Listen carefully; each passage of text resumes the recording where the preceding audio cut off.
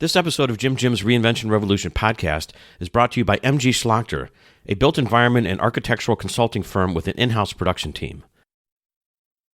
Delivering support services in the retail, hospitality, and residential sectors for leading brands worldwide, MG Schlachter is reinventing, something near and dear to my heart, of course, architectural support services.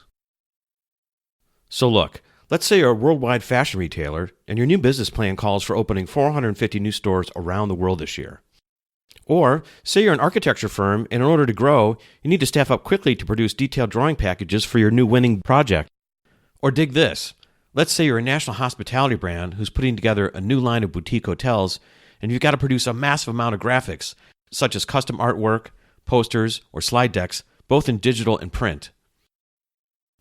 MG Schlachter serves architecture and interior design firms, retailers, construction companies, graphic designers, and brand managers. And with the way they're reinventing architectural support services, they offer production and strategic consulting. Their in-house production team understands the importance of accuracy and precision and can demonstrate the utmost care throughout the drawing and delivery process. And on the consulting side, their team consists of architects and international design consultants with many years of experience in design and construction. Suffice it to say that whatever built environment or architectural project you're working on, MG Schlachter can step in and help accelerate your growth. So, if you're looking for a built environment and architectural services firm with an in-house production team to help you reinvent your next project, check out MG Schlachter. Find them on the web at mgschlachter.com. That's mgschlachter.com, mgschlachter.com. Hey Revolutionaries, I'm excited to bring you this week's episode with Anita Joyce and Kelly Wilkniss, where we're talking decorating. Yeah, decorating tips and tricks. You know, I love this episode so much. It was such a great time talking to Anita and Kelly because they have such an interesting story of how they were able to pivot from their professional careers, one being an engineer and the other being a lawyer, to their passion of decorating.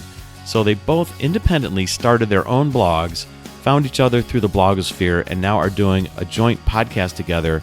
And they have, their individual blog brands and the podcast brand. They're super successful and have such an interesting story. And they dropped this little nugget of connection that I did not know about during the episode. So you're just going to have to listen for what that is. But I knew there was something special about them when I met them. Anyways, before we get to the episode, I just wanted to give a shout out to everyone who's been listening this year. Really appreciate it.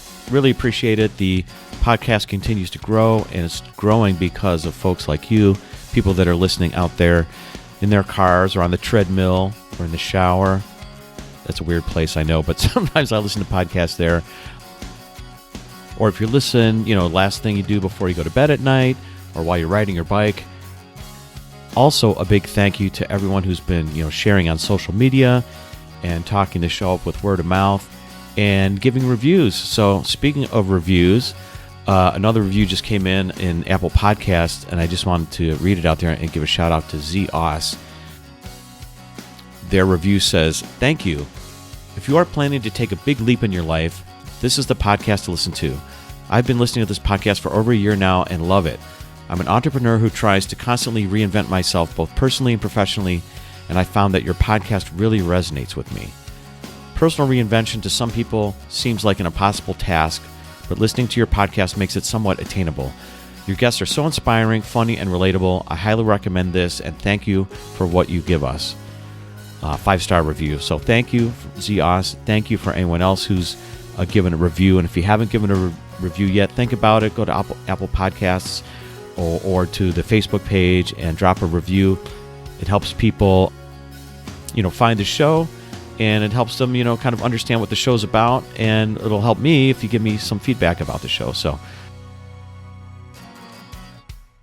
I look forward to reading more of those reviews. And also, finally, I want to thank my sponsor, MG Schlachter.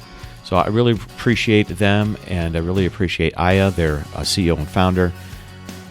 Shout out to you, Aya. Really appreciate you sponsoring the show and working together with you. If you haven't checked out MG Schlachter yet, please find them at mgschlachter.com. Or you can go to jimjimsreinventionrevolution.com and read about MG Schlachter and Aya under the sponsor tab. All right, well, let's get to this week's episode with Anita and Kelly. And make sure you listen to the end because they both give out a special decorating tip or trick for the holiday season. Welcome to Jim's Reinvention Revolution podcast, the show that explores reinvention in the digital age as it relates to career, creativity, and technology. Stay tuned for interviews with professionals, entrepreneurs, and creatives that have reimagined success and are making a pivot. If you'd like to listen to the entire back catalog, visit Jim'sReinventionRevolution.com for instant access. And now, here's your host, Jim. Hey everybody, hey, this is Jim, and welcome to episode 61 of Jim's Reinvention Revolution podcast. And I'm talking today with Anita Joyce, and Kelly Wilkniss, and we're talking decorating tips and trips. Wait a second. Let me redo this whole thing. Hold on. I was practicing earlier too. Okay, hold on. Hey everybody, this is Jim. Welcome to episode 61 of Jim's Reinvention Revolution podcast. And I'm talking today with Anita Joyce and Kelly Wilkniss, and we're talking decorating tips and tricks and the story behind it all. So, ladies, Anita and Kelly, welcome to the Reinvention Revolution. Hey, Jim. Yeah, hey, Jim. We're so happy to be here with you. And it was so fun because we got to meet you in person. Yeah, that's right. Well, you know what? I am so pumped. Really, I'm psyched to talk to both of you and to hear your individual backstories because you both have amazing ways that we were able to pivot out of, from professional careers into this new digital world. And now you've joined forces with this new podcast that you're doing called Decorating Tips and Tricks. And so we ran into each other at Podcast Movement earlier in the year. So before we dig into what the podcast is exactly and your backstories, I want to know, what were you doing at Podcast Movement? So Anita, maybe you can start it off with us. What were you both doing down there? Well, we've been podcasting for almost 3 years now, and we had never been to a podcast conference. We'd been that was to your first one. It was our first one, so we've been to a lot of blogging conferences. And Kelly said, we really need to go to a podcast conference, and I thought it was a great idea. So we wanted to meet some other podcasters. We wanted to talk to people in the industry and get connected, and find some common ground with some other people there. And it was a lot of fun. Kelly, what were your thoughts? Well, first, who doesn't want to be in Orlando in August? I mean, it was just a great time of year to be there. Right. No, wait a minute. Let me say, when Kelly got off the plane, she said, "It's so humid," and I'm from Houston, so I said, "Humid? What humidity?" Yeah, exactly. Right. Oh my gosh! I could barely get my hair through the door of the hotel. It was very humid. We went to connect with other podcasters, and look what we did. We connected with Jim, and here we are chatting with you on your podcast, which is great. And we went just explore and see. Because when you're podcasting, you're kind of in your own little bubble. Right. And we wanted to see the bigger picture and what was really going on in the industry as well. So I think we got a lot of that information in the couple of days that we were there and met some awesome people. And it was really exciting to see the number of people really having some success and making headway in the forum of the podcast. And that it really is something that is just going to keep growing. Oh, yeah. Well, right. Well, I was going to ask you, what were your kind of, since it was your first conference, so I've been to a couple now, and I continue to go back because, podcasting is such an interesting platform and medium, and it's kind of, structure that's popping up. It's a real crossroads of things. What's neat about it is because it's sort of, a structural medium, it's a crossroad where many people from many different, disciplines are in it, right? Because it's just part of the communication fabric now. So you're able to kind of, cross-pollinate, meet different types of people, different personalities, and from all different industries. So, but what was your take on it, not having ever gone to one? What was kind of the overriding impression of, wow, this thing, what really kind of blew you away? How big it was, how diverse it was. Mm-hmm. Go ahead, Kelly. Yeah. I think our thought was it was very industry driven. It was very much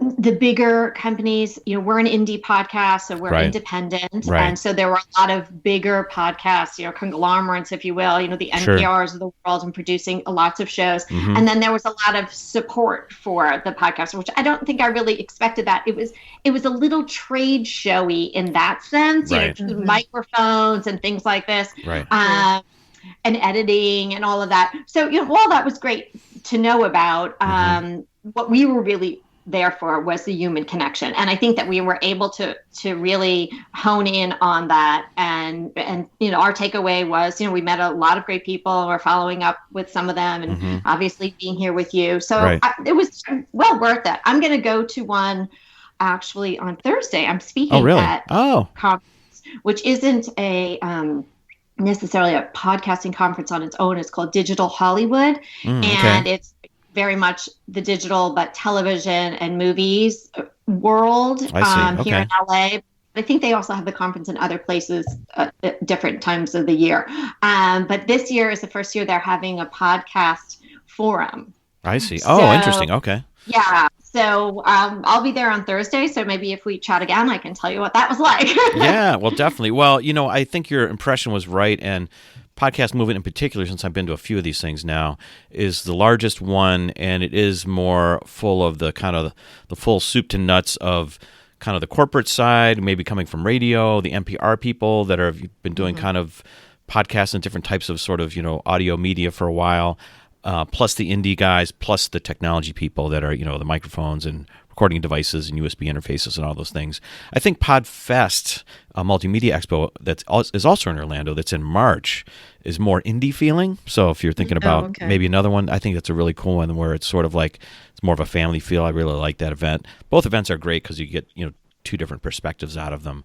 But it's really fun. So, okay, cool. Well, I just wanted to see what your impression was, because it's like, that's so interesting that you put this podcast together for 3 years, and you'd never been to a conference. You didn't really know kind of the larger feel of what was really going on out there. So it must have been like fascinating to me. I would have liked to kind of just seen it from your eyes when you walked in for the first time. You'd be like, wow, right? Right. Yeah, very different, because we often go to, or we'd been a lot to a conference called Haven, which is for bloggers, but it's very specific to our industry. So going to that, it's a smaller niche, and we know almost everybody there, whereas this conference was massive and we knew nobody.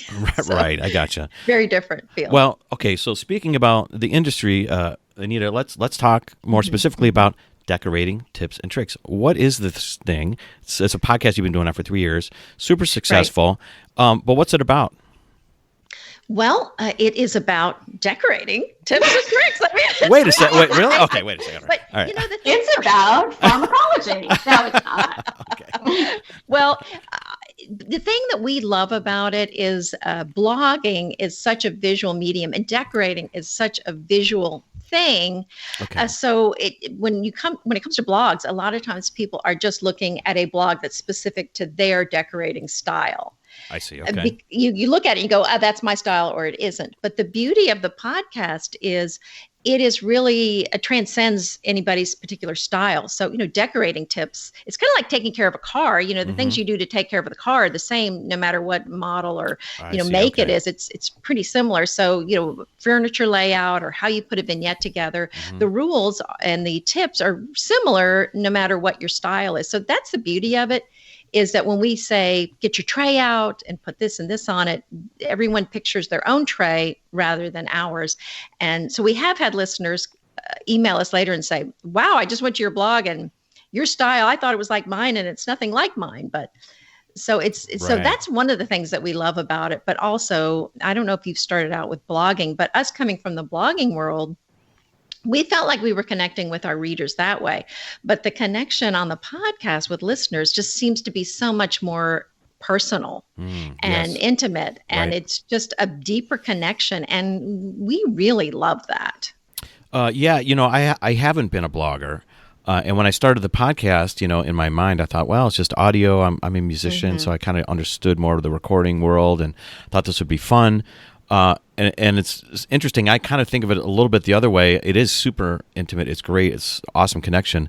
But I realized, I probably have to blog a little bit too, because it's a way to connect with people. You Right. know what I mean? Because I think people want to Right. have, a reminder to listen to the episode and whatever. So I find myself blogging a little bit. I probably need to work on my website because I really don't have much blogging skills. Really, I've only sent out a few emails. But that's great to hear your experience in terms of starting in the blogosphere, which I want to dig into a little bit more. But I still want to kind of understand decorating tips and tricks in terms of, like you said, the style and what it represents to each of you. So, Kelly, maybe you can tell me a little bit about your style, sort of similarities or differences. Like, where are you both coming from in terms of your perception of decorating? We're talking like interior decorating mainly, or is it exterior? Is it also yard kind of lawn stuff, or? Yeah, we mostly focus on the interiors. Okay. We do obviously some curb appeal. I'm an avid gardener, so we'll throw in some gardening once in a while, or how to decorate your outdoor patio or something like that. But primarily, we're focusing on the inside. I think the idea of the podcast, if you boil it all down, is to inform people and encourage them to create a sanctuary in their own home.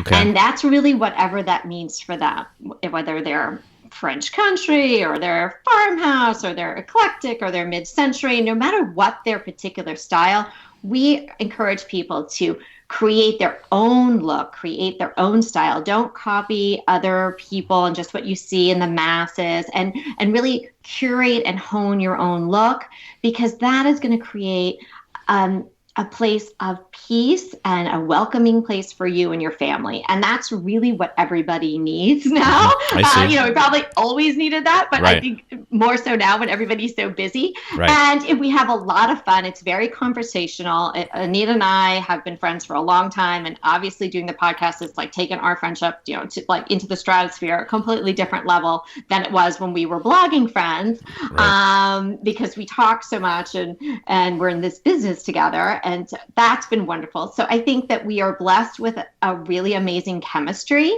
that comes very naturally. And I think that comes across. And so that's, I think, the underlying reason for the podcast and the direction that we want to go in. But then we do very specific things. We'll deep dive into, dining room tables and get very specific. We want everyone, after they listen, to have definitely had some fun, felt like they spent time with their girlfriends, because if you're a listener, you really are our friends.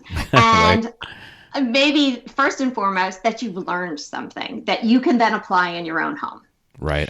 We've heard from listeners that they listen to the podcast and they're in the car, and then as soon as they get home, they try to do whatever, incorporate the ideas that we talked about on the podcast immediately in their home. Right. Well, I love that. Yeah, I love that idea. And by the way, I was checking out your podcast episodes and your show notes and stuff, and you guys are super detailed with popping in little references or links to all the things you talk about in the episodes. So if you're checking out the podcast out there, podcast listeners, make sure you check out their show notes, because it's pretty cool. So I like to do that too in my show notes. Put links and things that we're referencing in the show, so people can find them, because you're like, oh yeah, I want to see what she was talking about or whatever, right? Right. You can go find it and click the link. So, well, okay, Kelly. So that explains kind of how a big question in my mind was, which we're going to get into next year, is your backgrounds of blogging and how you kind of met each other. But I was curious as to, since you have these two backgrounds with two other brands, how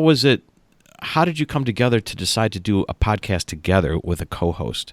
So that's something that I haven't tackled yet. I'm my own host, so I'm my one-man show here. But how does that work, and how is that? You said it's kind of brought you together, even had a better friendship. It could have gone awry, perhaps. But luckily it hasn't. But what did you think about? So good. Right? Because like doing this thing and it's technical, you got to figure this stuff out. I mean, it can be a challenge to kind of stay in the routine and do it all.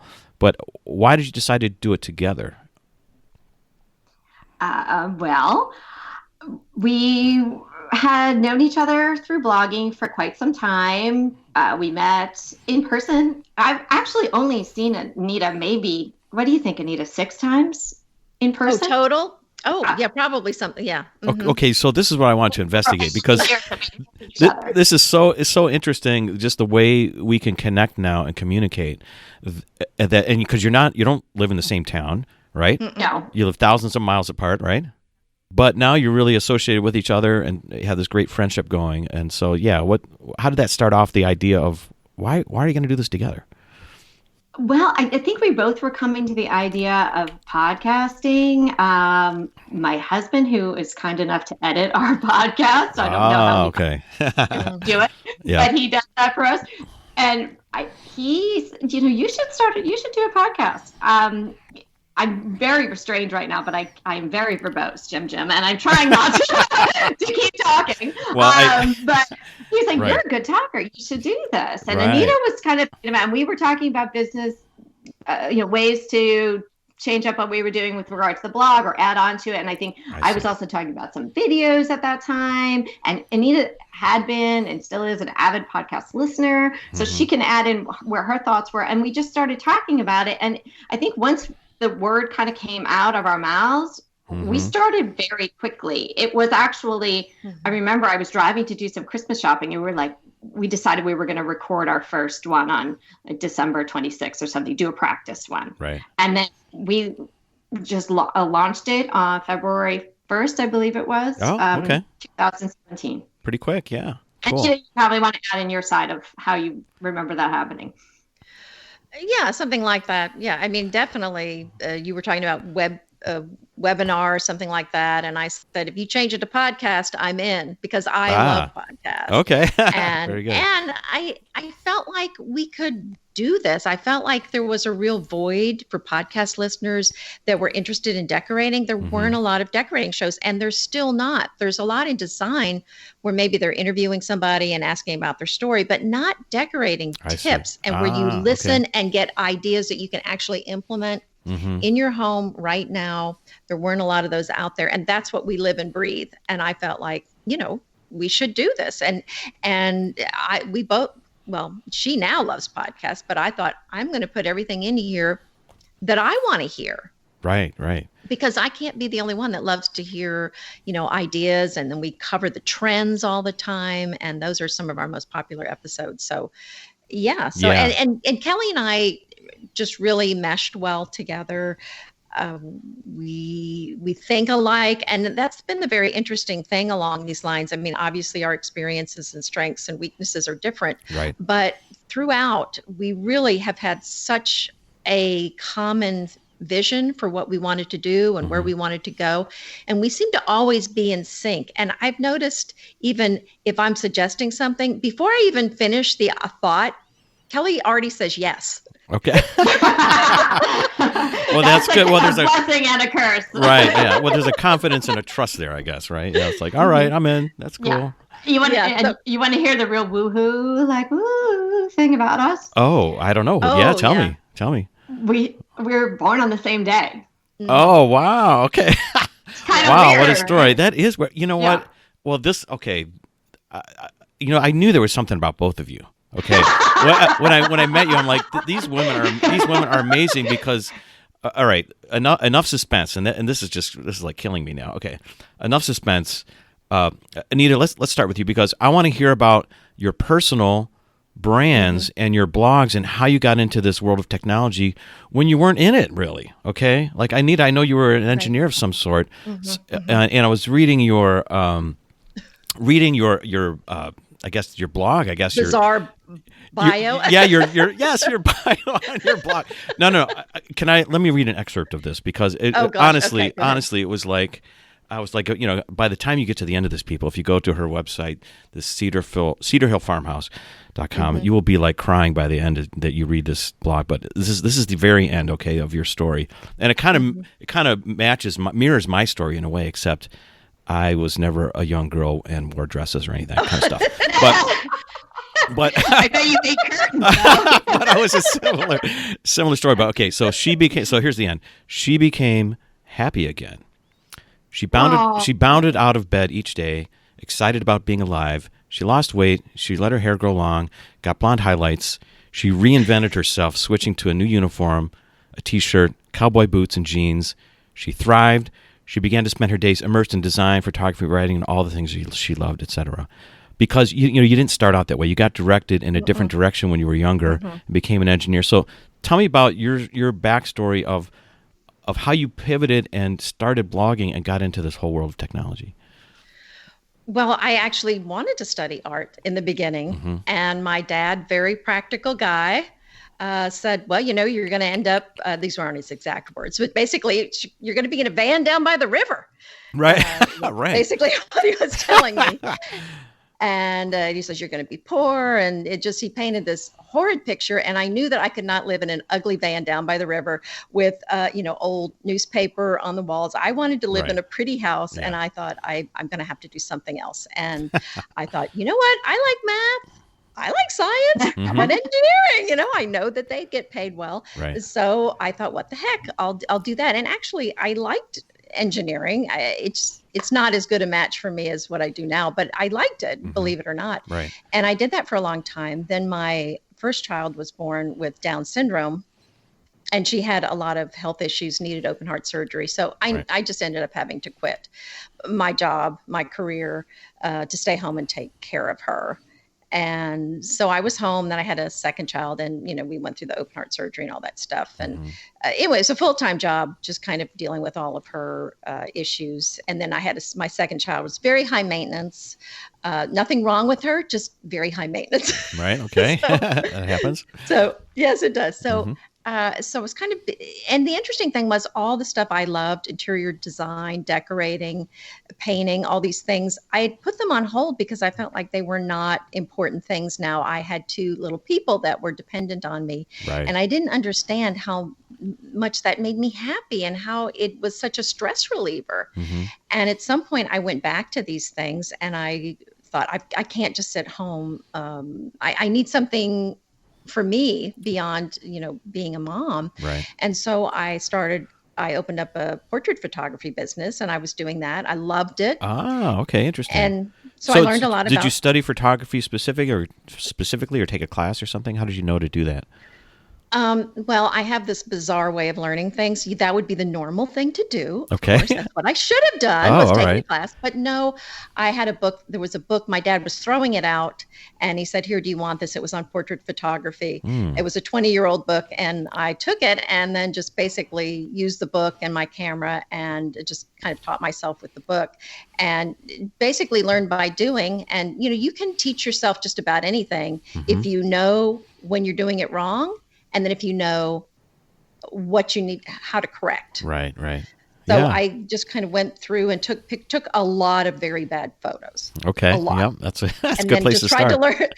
And then I just tried to learn something from every photo. What did I do wrong? What can I do to fix this? Gotcha. And eventually, thousands of photos later, I finally improved. Right. And so I did that. And then I kind of got bored with that. And then I worked in a furniture store and learned a lot. And then I said, hey, because of my photography business, I'm like, I know how to put a website together. I'll do that for you. And I'll do your newsletter. I'll create a newsletter for you and I'll start a blog for you. And so I started doing all this for this furniture store.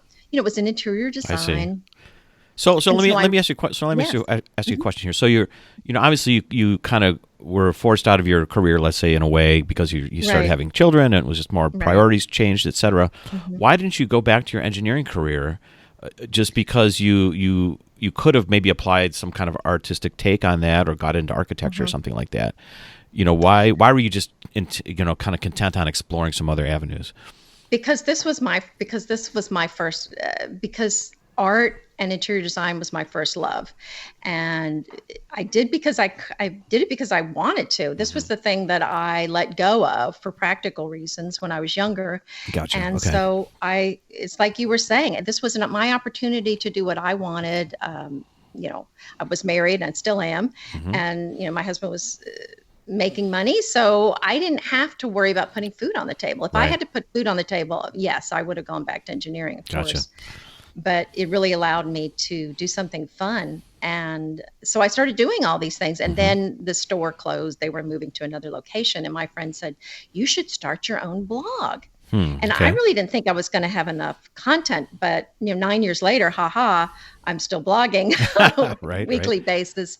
That's and really I have more than enough to say about it. But so I started, like you were saying, just for a fun thing to do.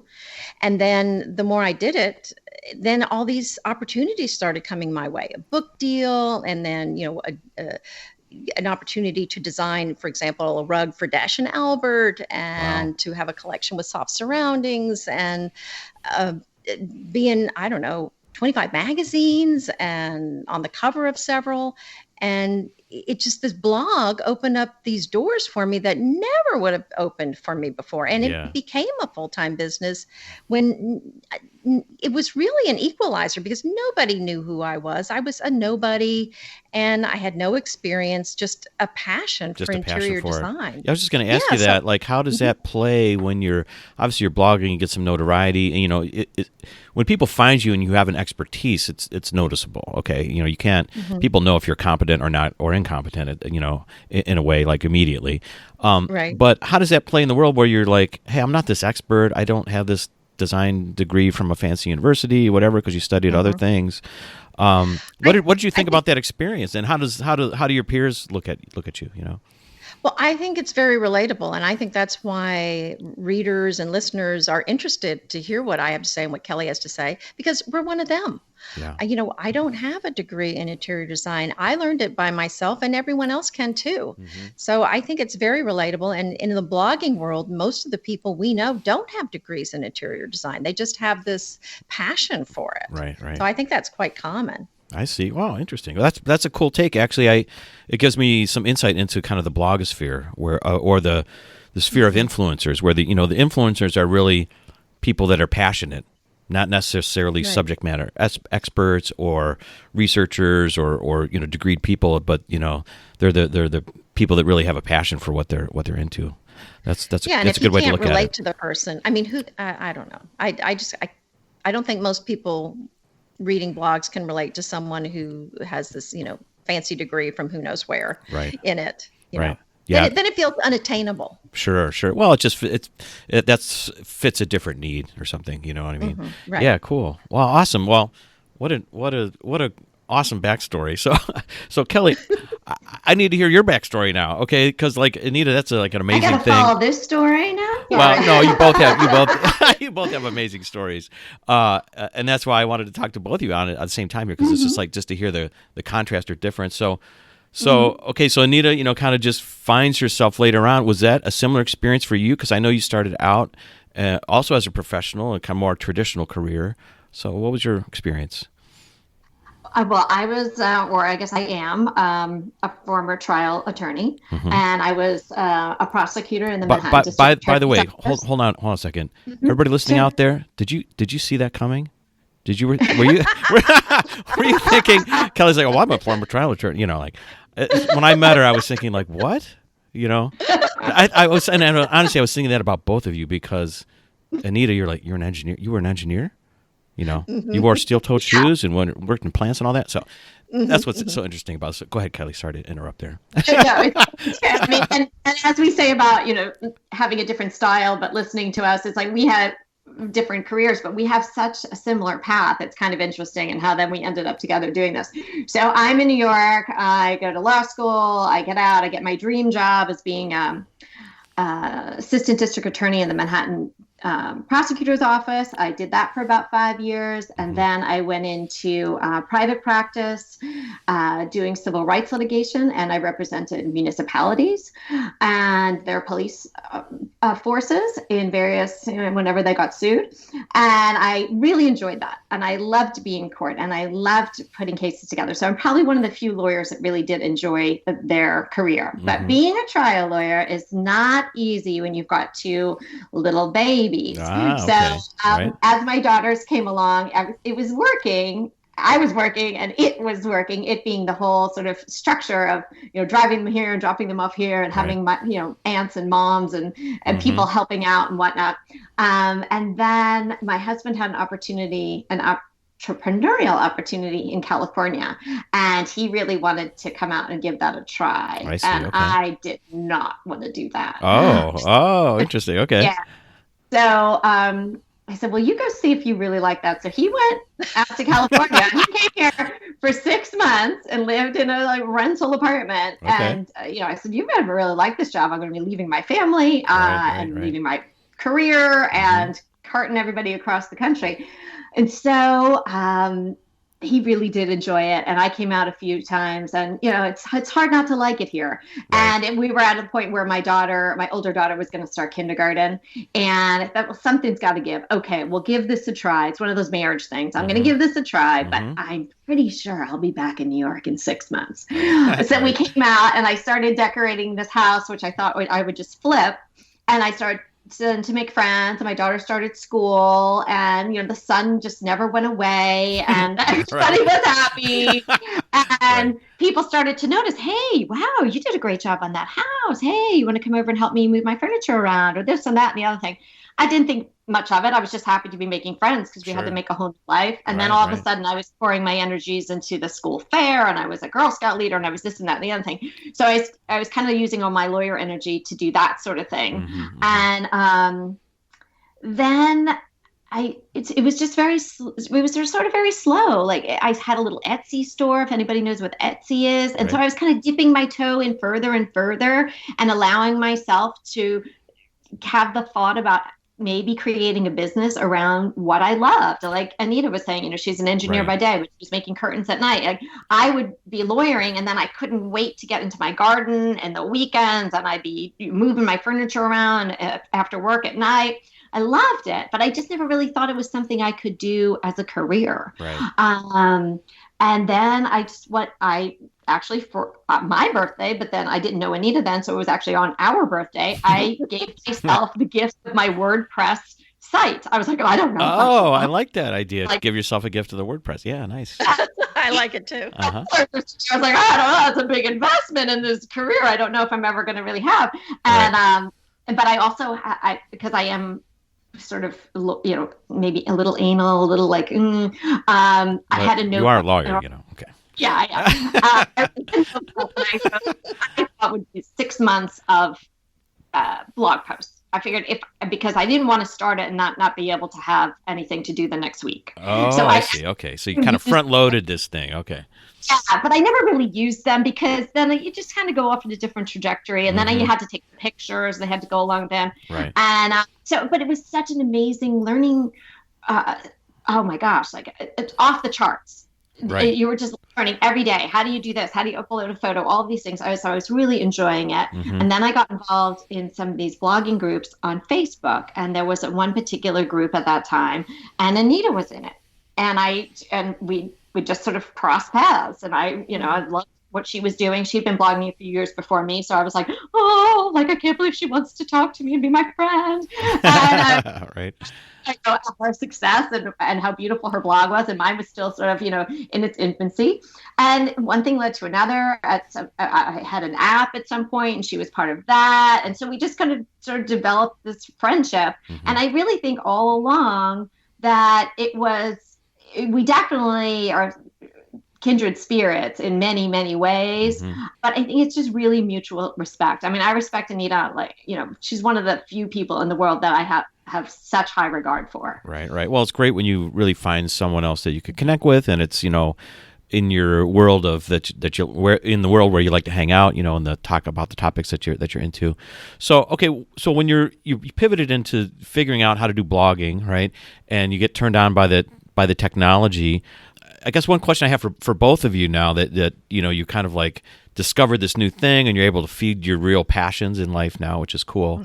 And it sounds like for both of you had the opportunity because you had this marriage, you had this larger structure, so you could take some time to kind of investigate and do these things. Not everybody has that opportunity.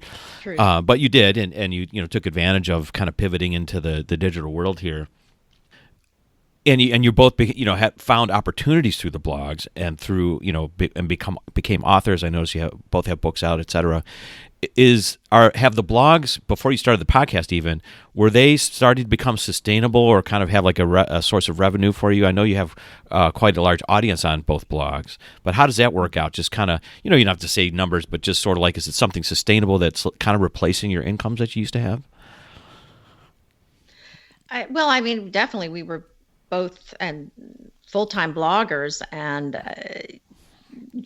we were both definitely making money from that even before we started podcasting because of ads, affiliate sales, and then I'm a part of an ad network. I'm not sure what Kelly's doing with the ads, but so ads, affiliates, and then we both love to hustle and work with sponsorships directly with companies. Right. Some bloggers aren't really comfortable approaching brands much, but we both love doing that. I see. Okay. And love it's a fun thing that we both enjoy, and probably just because neither one of us are really put off by rejection. So it's very helpful. Well, you've been in the larger, business world, and you kind of figure out how to do these things, I guess. But that's what I wanted to kind of remind people that. Or just, hear from people that are really doing this, like the value of this. Like, because I think people, I'll just start a blog and they don't know the value or can't put context around, is it a real thing or not? So I just wanted it's nice to hear from people that are actually doing it, actually have an audience, and that it is monetizable and these things actually happen, I think beyond the monetization, if you're wanting to be known in a particular area, there's so many more reasons to blog beyond just the money. So, for example, if you want a book deal, start a blog. You've got to have an audience, so you're not going to get a traditional book deal. Of course, you can self-publish too, but again, who's going to buy the book unless you have followers? Right. So I think the blogging also is just such a great way to establish yourself in any kind of industry, kind of like becoming a book author. You're kind of seen, you can be seen as an expert in that area. So I think there's so much to creating a blog. And even if you have a product or service, I think it's very valuable because it's giving people a reason to keep visiting your website. Right. And then you can kind of say, here's my product or service, and here's how you can use it, or here's in the context of this blog post, here's how this might be helpful to you. Right. Yeah, I think that's a great point in terms of just creating authority or finding your audience, or finding like-minded people. That's really the power of the way we can communicate and connect with each other during this era. I mean, it's really unleashing all of this stuff for all of us now. So it's pretty powerful. And just, again, kind of just reminding people of like, they kind of, blow this stuff off, or they don't understand social media or the digital world. It's like this is where you can create a lot of, interesting things in your life and value, and, find someone else that was born on your same day when you were born. You know what I mean? Like, you can find that out there. That's what I was looking for the whole time. Right? That's what was going on here. But okay. To your last question, Jim. Yeah. If someone is thinking about starting a blog out there, I think it still is a good time to start a blog. It's definitely different than when we started. The market is pretty saturated, but so you may have, as Anita's saying, different reasons for creating your blog. It may be supporting another business that you had. We had a store for a year, which we just decided to close the doors on because we really want to focus even more deeply on the podcast going forward in 2020. I see. So okay. Even if we hadn't been monetizing our blogs at that time, it would have been an opportunity to have that space where we could have been, sending people over to the store. So that sort of thing. But if you're blogging to convey information and sharing ideas and thoughts, like what we have been doing and what we started doing many years ago on our individual blogs, it is a lot of hard work to keep that going. Right. And then to have it be financially successful. So, it is a big commitment. At one point, I know I was blogging 5 times a week initially. I think Anita was probably there or upwards of that.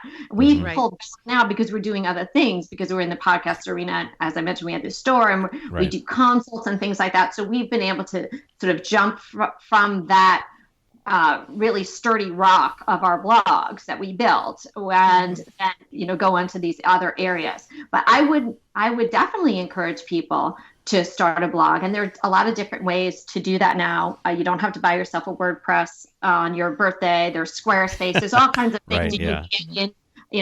At maybe a little bit less of a commitment. Sure. Yeah, the web keeps rolling along there. Well, you know what? That brings me to one of my questions I like to ask most of my guests when they come on the show, and that's in regards to technology. So after listening to both your stories, how you didn't grow up in the technology world per se or the digital world per se, but you pivoted into it, and now that you've decided to kind of, pivot further and start this podcast, and that's been successful. How do you keep thinking about technology and continuing to learn and thinking about the role of technology in both your lives, maybe in your just, personal life or in your business life?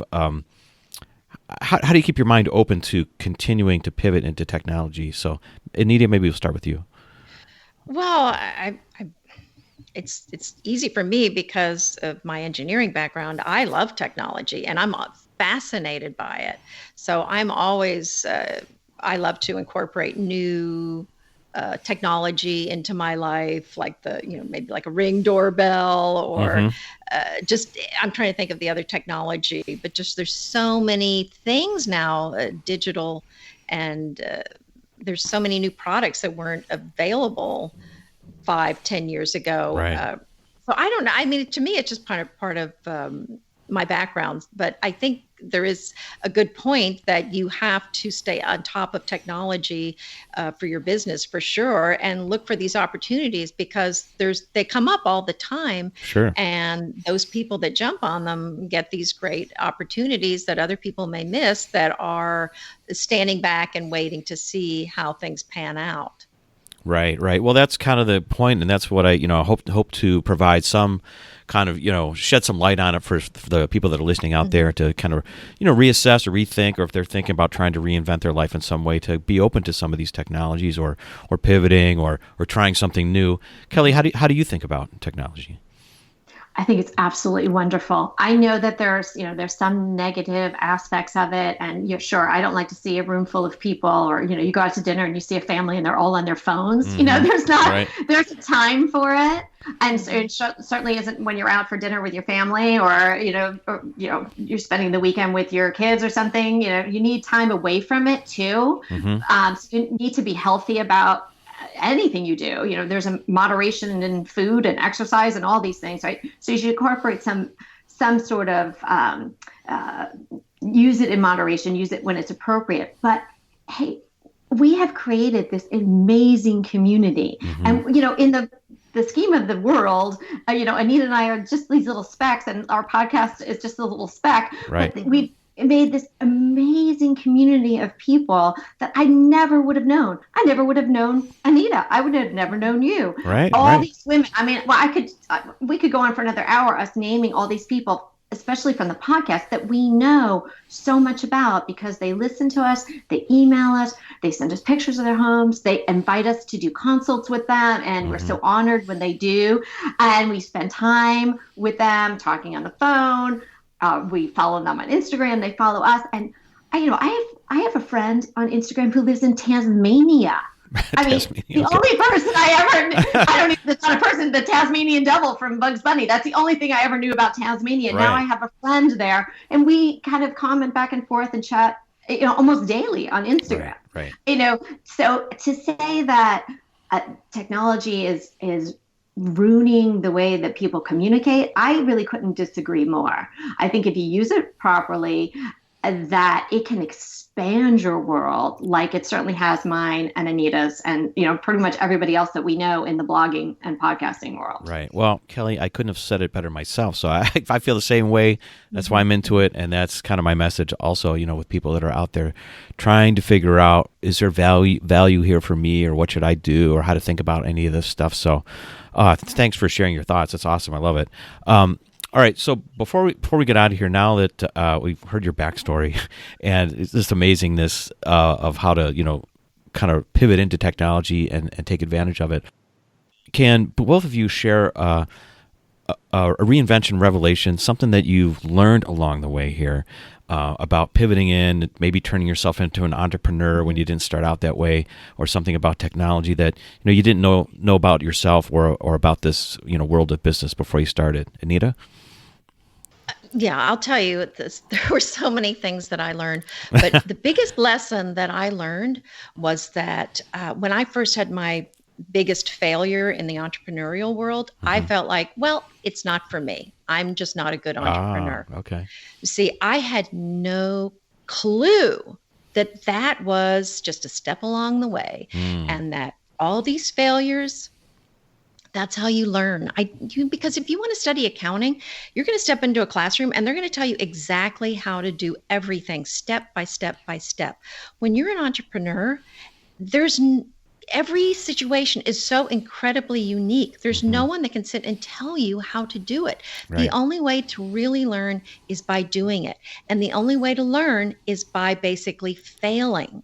And so every failure that you have is something that you're going to learn. And if you start studying entrepreneurs, I mean, I know you know this, Jim, but you will realize that all the successful entrepreneurs, almost all of them, have a trail of failures. Oh, yes. That they went through getting there. And so that's my biggest thing that I learned that I wish I'd known back then, is to embrace those failures. That's how you're learning, and just kind of just get them over with in the beginning, learn your lessons. Right, exactly. and then you can use that knowledge to be successful. Well, I certainly can appreciate that perspective, especially being an engineer myself, of like, you're trained to like get the answer right, get the A, or usually like you're the quickest, brightest person in your class, if you're going to go in engineering, that kind of stuff. Yeah. So failure is very foreign, I think, when you're coming out of that system, right? It was for me too. It feels like you've messed up. It feels like you've messed up, but that's how you learn. Yeah. Once you figure that out and you realize, oh, the successful people are just the people that had more failures. Well, they just keep on going. You're like, oh, they just kept going though. You're like, wow, that's a revelation, really. Like, I had to teach my daughter. I said the only difference between a winner and a loser is the loser stops. Right. The winner keeps going. Exactly. Exactly. Yeah. So, Kelly, how do you think about it? What's something that you learned? Let's see. Something I learned about myself is that I really enjoy the going after the business, so to speak. Oh, okay. All right. Yeah, she's good. I love it. I love thinking, we are brainstorming constantly. Okay, how can we maybe try this, try that? I love that part of it. And I really love approaching brands and companies or individuals. And even if it's not a monetary exchange, it's just like, how can we work together? How can we cross-pollinate our business? How can we help each other grow? And then, certainly there are brands where I'm directly approaching them to say, hey, look, we've got this platform. In fact, we've got a lot of platforms. We've got blogs, we've got a podcast, we've got all these things. Yeah. How can we work together? How can we bring your brand to our people? Because we are very selective about the ads that we have on our podcast. Sure. And we want to share things that we think our audience will really be interested in. And so sometimes we need to go out and, cherry pick those brands ourselves. And we've been pretty successful in getting brands to come and work with us. And I think that, they keep coming back. So it must be working for them. Right. Well, so I really didn't know that about myself because, it's not so much like it's not math. Lawyering is a little bit different, but still, you're learning it and there's an approach and there's a formula where there really is no formula to this. Right. Well, it's a cool discovery. And it's funny listening to you, get excited with sharing that, I kind of think of it as maybe there is something about your personality why you became a lawyer in the first place, because you like these challenges. It's certainly challenging to be a lawyer and you were successful at it, and you kind of like, need to get in there and get your hands dirty. It sounds like, maybe that's why you like gardening too. I don't know. But you're like, yeah, I'm going to go. I need the challenge. You're like a hunter. I need that challenge of going out and finding this stuff, It's kind of cool. I'm going to think about that. That's a good one. Yeah, right. Well, hey, that's just how I think about, things. But, hey, well, okay. Before we get on here, I want to make sure I got a couple of things in mind. I want to make sure everybody knows about your individual blogs, first of all. So, Anita, your blog is cedarhillfarmhouse.com. Is that right? Correct. Okay. And Kelly, your blog is mysoulfulhome.com. Correct. Okay. All right. So make sure you check those out. But before we get out of here, what I really want to hear is, since you're doing this podcast, Decorating Tips and Tricks, and it's like we're coming into the holiday season, I need can I get like a tip or trick from either of you? And like what am I supposed to be doing right now? Okay, if I'm like decorating my house. Oh, decorating for the holidays? Decorating for the holidays or whatever, at this time of year, like what would be like a top tip or trick or something for this season, I guess. Oh, okay. Anita, you want to Do you want? Some greenery. I think Right. would be very nice. Okay. Depends on if we're talking about Thanksgiving or Christmas, but pine okay. cones, greenery. We love using natural elements in your home. Okay. And so you can go out and a lot of these things you can just get from your yard. Maybe some pine cones or some leaves that have turned, whatever. And then you can even go to the nursery at Christmas time. I like to go to the box where the Christmas trees were and just ask them for the branches that broke off of the trees. And that's what I put all along my mantle. I love that. I love that idea. Okay. Thrifty and beautiful. Yeah, right. I love it. Kelly, what do you got for us? Okay, well, how about if I do something for Thanksgiving then? So, if you're having people over for Thanksgiving, it doesn't have to be very elaborate. So maybe you put a runner down the center of the table if you don't want to have a tablecloth. Invest in some chargers. That's the it could be wicker or rattan or metal that goes under the main plate. It really elevates your table and just makes it seem very special. Get a set of those. And then instead of doing one big centerpiece in the center, break it up into 3 smaller pieces that you can have down the center of the table. You can also move them around then, and they're a little easier to incorporate into the rest of your decor after the holiday meal is over. And definitely use candles. And my tip for the best candles and the most reasonable price is Trader Joe's tapers. If you have a Trader Joe's near you, get a box or 2 of those. Okay. Beautiful. I love it. Okay, very good. Well, Anita, Kelly, I could just talk to both of you forever because really, it's super fun to meet you, and thank goodness we got to pull this together finally. Can't wait to get it out so everybody can discover you that's listening out there, that's listening to Jim's Reinvention Revolution podcast. Remember, you can find all the show notes and these episodes at jimjimsreinventionrevolution.com. Find it there, but also check out Decorating Tips and Tricks podcast, which is out there probably on all the popular podcast listening places, channels, right? It is. You can even listen to it on Alexa. Just tell her you want to listen to Decorating Tips and Tricks. She'll play it. All right. Very good. All right. Well, until next time, thanks so much. Thanks, Jim. Yeah, thanks, Jim. All right. Very good.